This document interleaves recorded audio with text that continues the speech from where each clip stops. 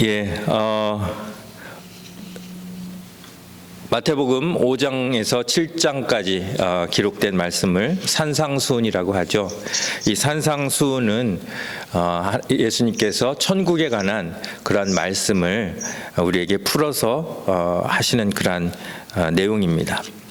그런데 이 산상수훈에는 일정한 운율이나 문학적 법칙이 있습니다. 가장 먼저 나오는 그 8복의 말씀, 8가지 복의 말씀에는 뭐뭐하는 자는 복이 있나니 뭐뭐일 것이미요라는 운율이 있습니다. 그래서 5장 3절을 보면 심령이 가난한 자는 복이 있나니 천국이 그들의 것이미요. 그 다음에 또 애통하는 자는 복이 있나니 그들이 위로를 받을 것이미요. 이런 이 법칙이 철저하게 지켜지면서 예수님이 8개의 복을 설명하고 계십니다. 그리고 그 바로 뒤에 나오는 이 너희의 의가 서기관과 바리새인보다 낫지 아니하면, 그 말씀을 통해서 이제 뒤에 살인, 간음, 이혼, 맹세 이렇게 쭉 6가지 조항이 나오죠. 근데 이미 우리 살펴봤지만 그 조항에도 일정한 법칙이 있습니다. 그래서 옛사람에게 말한 바 뭐뭐 하였다는 것을 너희가 들었으나 나는 너희에게 이르노니, 요 똑같은 패턴을 사용하셔서 살인에 대해서, 간음에 대해서, 이혼에 대해서, 맹세에 대해서 이렇게 쭉 말씀을 하시는 겁니다.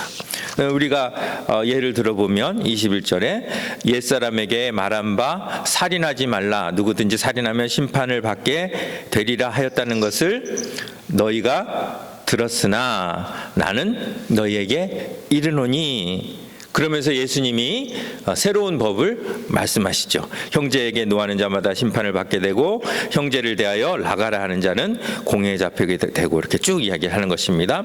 또 간음에 대해서도 이렇게 말씀하시죠. 또 간음하지 말라 하였다는 것을 너희가 들었으나 나는 너희에게 이르노니 음욕을 품고 여자를 보는 자마다 마음에 이미 간음하였느니라. 계속해서 이 패턴이 반복이 되는 거예요. 그 다음에도 또 일러스되 누구든지 아내를 버리려거든 이혼 증서를 줄 것이라 하였다는 것을 하였으나 나는 너희에게 이르노니.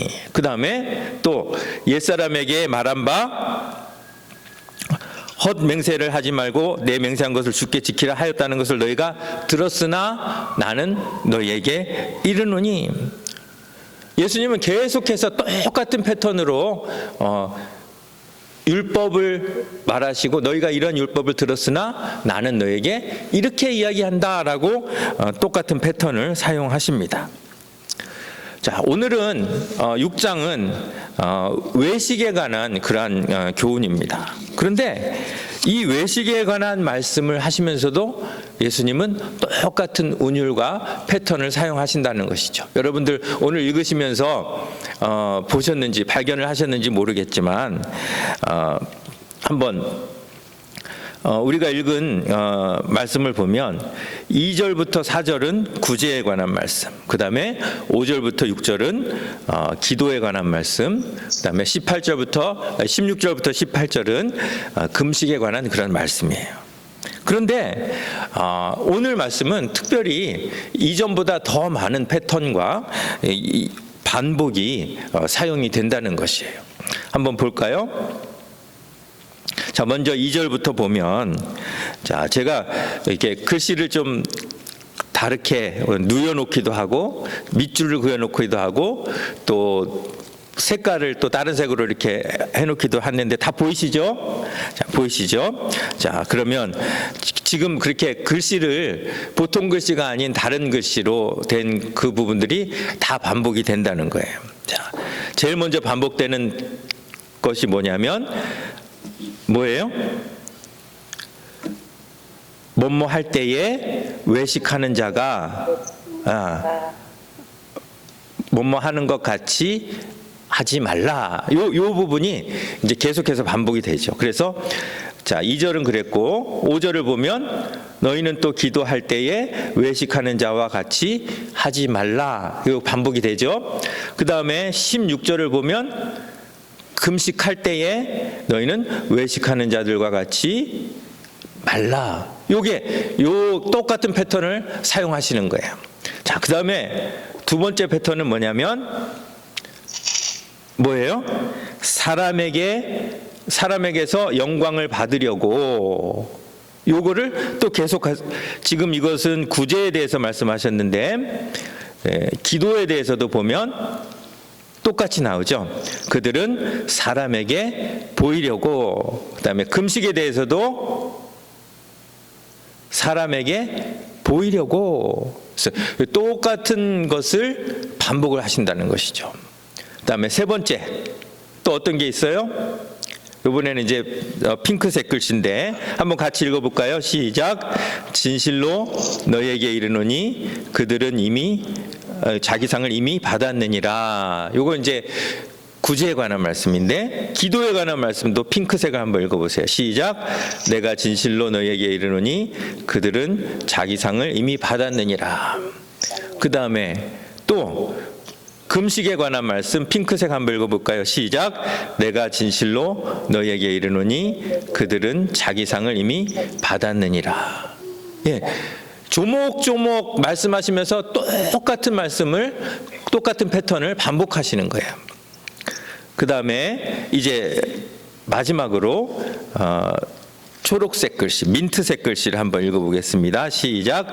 은밀한 중에 보시는 너의 아버지께서 갚으시리라. 예, 그 다음에 또 기도할 때에도 6절 맨 하반절을 보면 은밀한 중에 보시는 내 아버지께서 갚으시리라. 그 다음에 18절 하반절에 읽어보겠습니다. 민트색 시작. 은밀한 중에 보시는 내 아버지께서 갚으시리라. 자, 여러분들이 패턴이 이제 보이시죠? 예, 그래서 제일 먼저 하셨던 패턴이 뭐뭐 할 때 외식하는 자들과 같이 하지 말라. 두 번째는 사람에게 보이려고. 자, 누가요? 외식하는 자가 사람에게 보이려고 의를 행한다라는 것을 말씀하시는 거예요. 세 번째는 진실로 너희에게 이르노니 그들은 자기 상을 이미 받았다. 네 번째, 그러나 은밀한 중에, 외식하지 않으면 은밀한 중에 보시는 내 아버지께서 갚으시리라. 이거를 그냥 한 번만 말씀해도 되는 걸 갖다가 세 번 할 때마다, 구제, 또 기도, 금식에 관해서 말씀하실 때마다 계속해서 반복을 하시는 거예요. 자, 반복을 하시는 이유가 뭘까요? 중요하기 때문에. 그리고 이해가 쉽도록, 기억하기 쉽도록 이렇게 말씀을 하시는 겁니다. 그래도 안 들어요? 예. 예. 자, 그래서 이렇게 예수님이 이런 패턴을 사용하셨구나, 이런 문학적인 운율을 사용하셨구나라고 분석을 하고 나면 본문의 메시지가 조금 더 선명하게 보이기 시작합니다. 그래서 이 본문의 메시지가 뭘까요? 본문이 말하려는 메시지가 뭘까요? 외식하지 말라겠죠. 그런데 그것을 가장 잘 정리해 놓은 구절이 1절 말씀이에요. 1절 말씀. 그래서 예, 우리 1절 한번 같이 읽어볼게요. 시작. 사람에게 보이려고 그들 앞에서 너희 의를 행하지 않도록 주의하라. 그리하지 아니하면 하늘에 계신 너희 아버지께 상을 받지 못하느니라. 자, 이것이 그냥 결론이에요. 오늘 예수님이 하시려는 메시지예요. 근데 결론부터 이야기를 1절에 해놓고 2절부터 그것을 이제 증명하거나 해설하는, 그래서 이거를 문학적으로 두괄식, 미괄식, 양괄식, 어떤 식이에요? 두괄식이에요. 맨 먼저 결론을 이야기하는 것이죠. 자, 그런데 자, 사람에게 보이려고 그들 앞에서 너희의 의를 행하지 않도록, 그리고 나서 본 동사가 있습니다. 이 문장의 주 동사가 뭐예요? 주의하라. 1절 메시지의 주 동사가 주의하라입니다. 다 같이 주의하라, 주의하라. 자, 그 다음에 결론은 뭐예요? 그리하지 아니하면 하늘에 계신 너희 아버지께 상을 받지 못하느니라. 그래서 결론은 뭐예요? 주의하라. 주의하지 않으면 상을 받지 못한다. 이것이 결론이에요. 자, 그러면 무엇을 주의하라는 겁니까? 무엇을요? 사람에게 보이려고 그들 앞에서 너희 의를 행하지 않는 것을 주의하라. 자, 그것이 뭐예요? 외식이라는 거예요. 외식. 그래서 외식을 주의하라.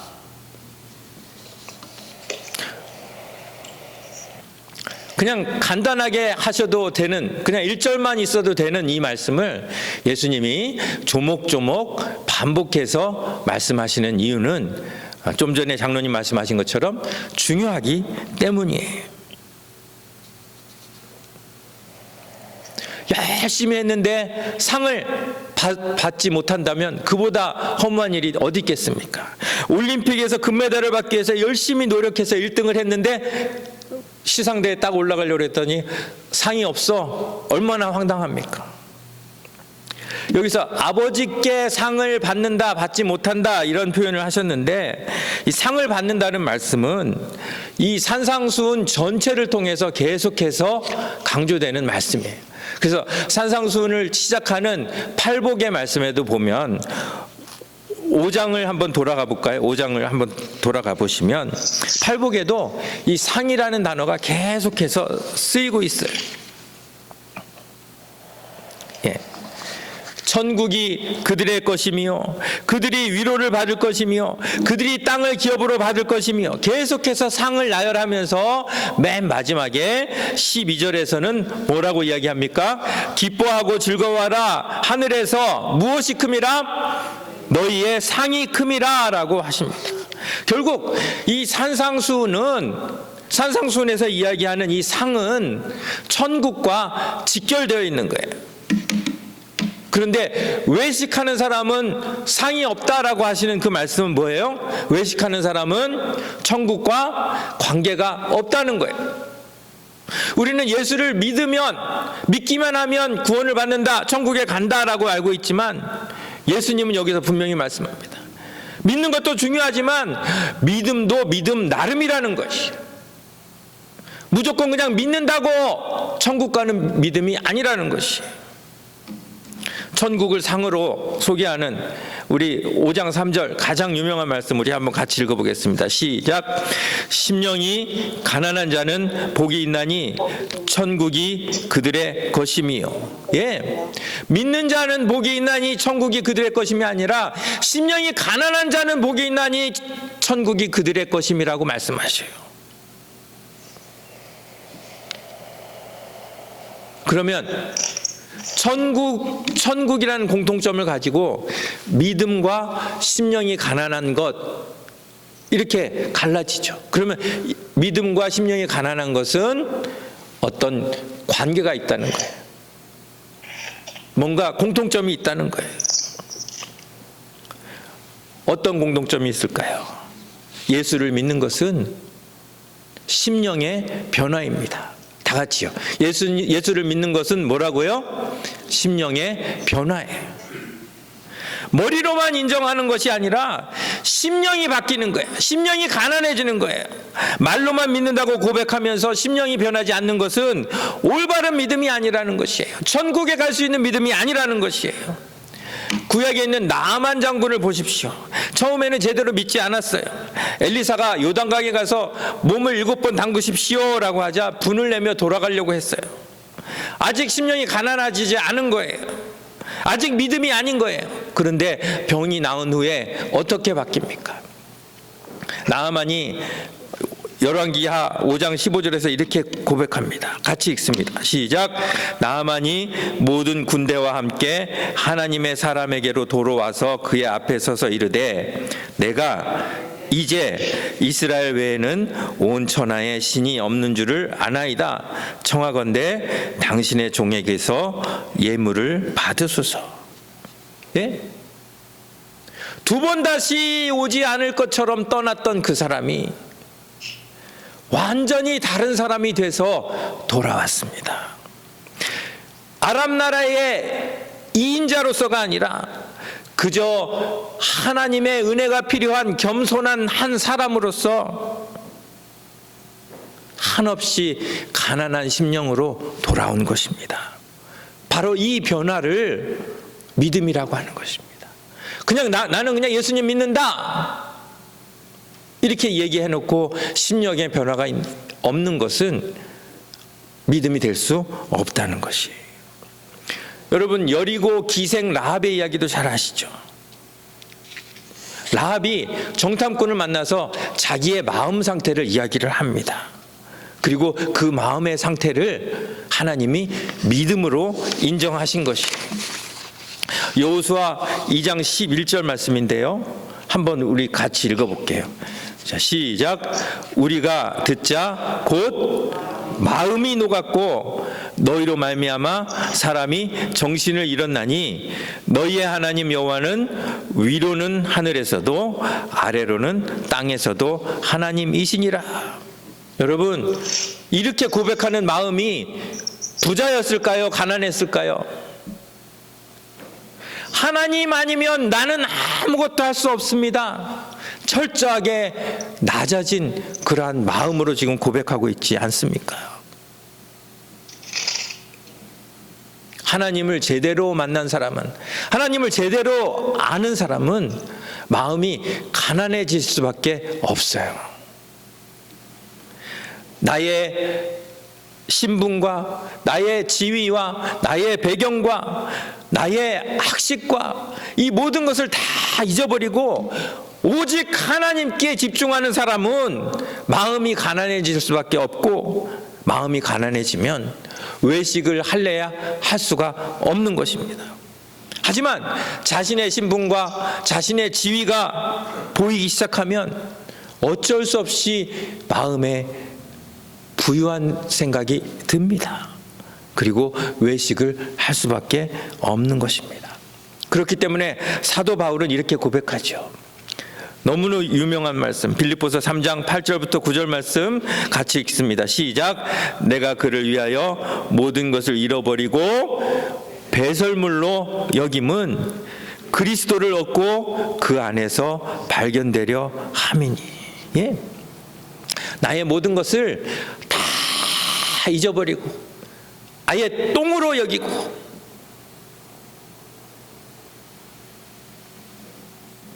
오직 하나님만 바라보는 그러한 가난한 마음을 가진 사람이 천국을 소유할 수 있으며 외식도 하지 않을 수 있다는 것이에요.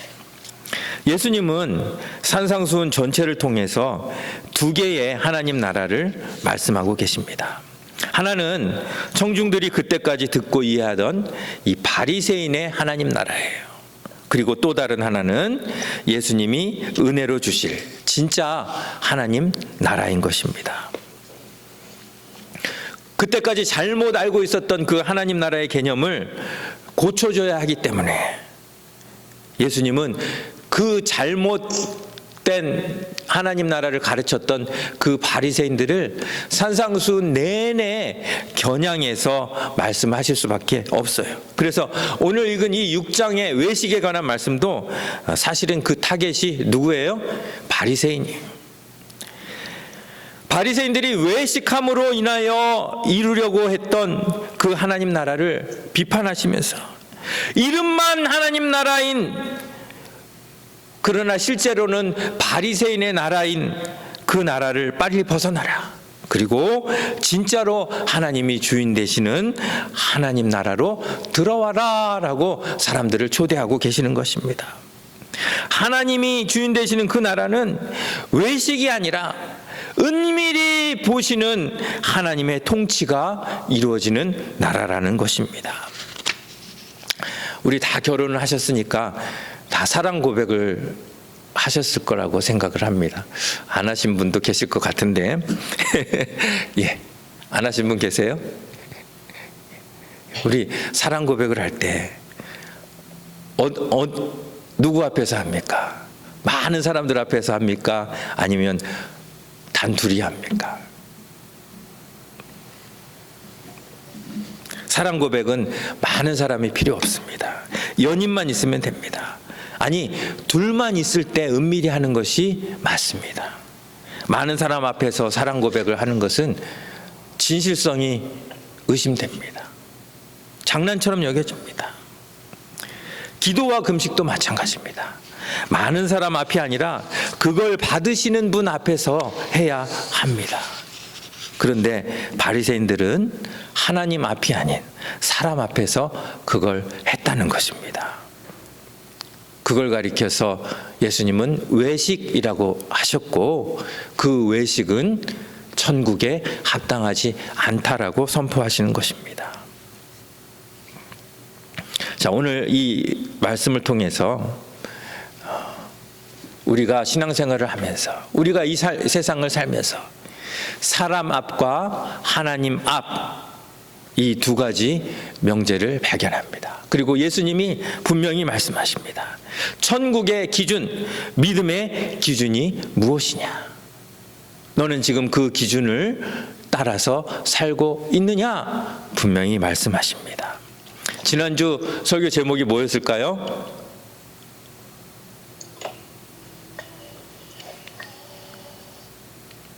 지난주 설교 제목 두 개의 눈입니다. 두 개의 눈. 예.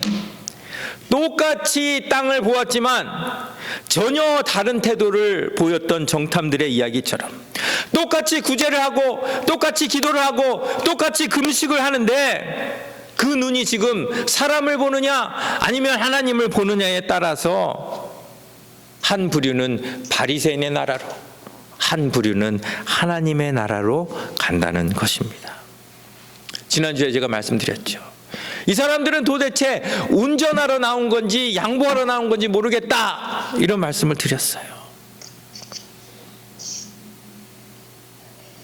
우리가 목적을 향해서 가는 것도 중요하지만 그것보다 더 중요한 것은 우리가 하나님의 뜻을 행하면서 좀 손해를 보더라도, 좀 양보를 하더라도 하나님의 뜻을 이루는 것이 우리의 목적을 이루는 것보다 더 먼저 되어야 한다고 말씀을 드렸는데, 여기도 마찬가지예요. 구제하고 기도하고 금식하고 이 행위 자체가 목적이 되면 우리는 하나님의 뜻을 이루어 드릴 수가 없습니다. 행위 자체보다 하나님의 마음에 더 큰 관심이 있어야 합니다. 결국 눈입니다. 눈이 온 몸의 건강을 좌우합니다. 자, 오늘 읽었던 1절 말씀, 자, 주 동사가 뭐라고 그랬어요?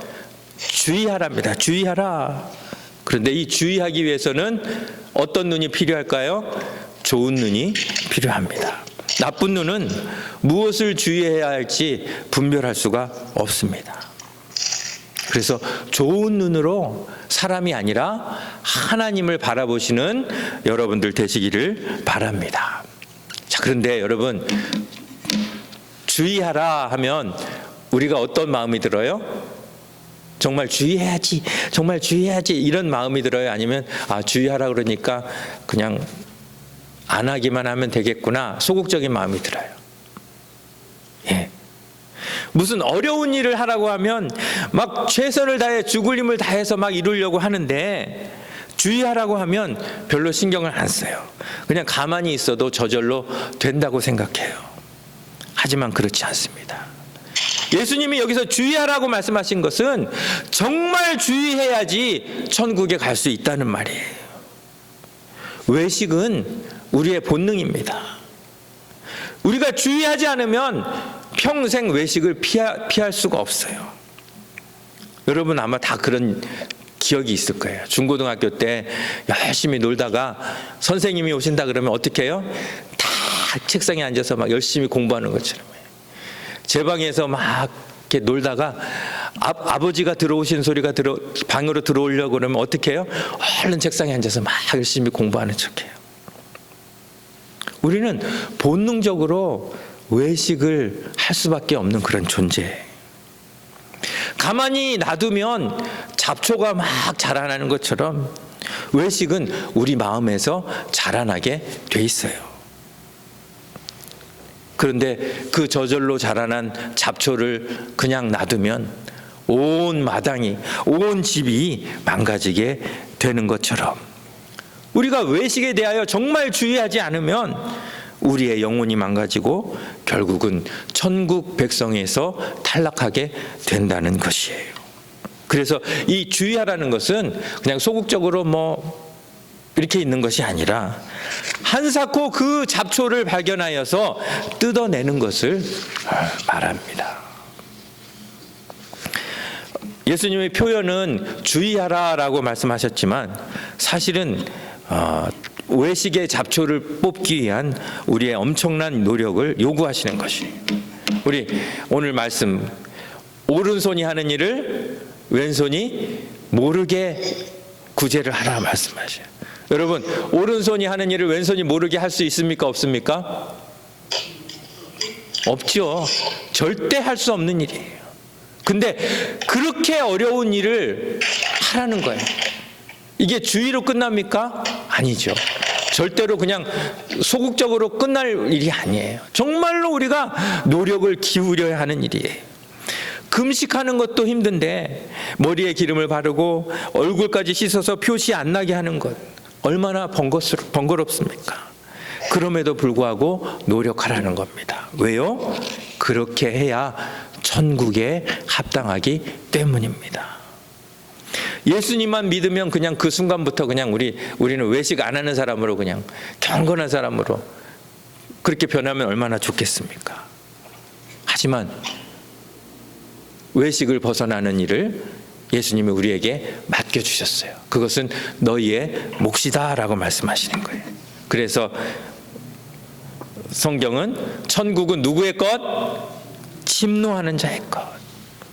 가만히 그냥 주의만 해서 얻을 수 있는 것이 아니라 정말로 침노하는 자처럼 천국을 향해서 우리가 애를 쓰고 애를 써야 얻을 수 있는 것이라는 것입니다. 2022년이 이제 우리 앞에 있습니다. 벌써 두 번째 주가 지나갔습니다. 여러분에게 어떤 해가 되기를 원하십니까? 우리 앞에는 사람 앞, 그 다음에 하나님 앞, 이 두 길이 있습니다. 그리고 사람에게 받는 상과 하나님으로부터 받는 상이 있습니다. 여러분은 어떤 길을 선택하시렵니까? 자, 오늘 제목이 뭐지요? 은밀한 중에 보시는 아버지입니다. 은밀한 중에 보시는 아버지. 우리 다 같이 큰 소리로 한번 읽어볼까요? 시작. 은밀한 중에 보시는 아버지. 예. 여러분, 얼마나 위로가 되는 말씀입니까? 캄캄한 밤중에 그 베델이라는 곳에서, 그 브니엘이라는 곳에서 은밀하게 야곱을 만나주셨던 그 아버지. 외롭고 차가운 그 감옥 바닥에서 요셉을 은밀히 만나주셨던 그 아버지. 눈도 잃고 힘도 잃은 그 삼손을 은밀히 만나주셨던 그 아버지. 로뎀나무 밑에서 지쳐 쓰러져 있는 엘리야를 은밀히 세밀한 음성으로 만나주셨던 그 아버지. 그 아버지가 오늘도 저와 여러분들을 은밀하게 만나주시려고 하는데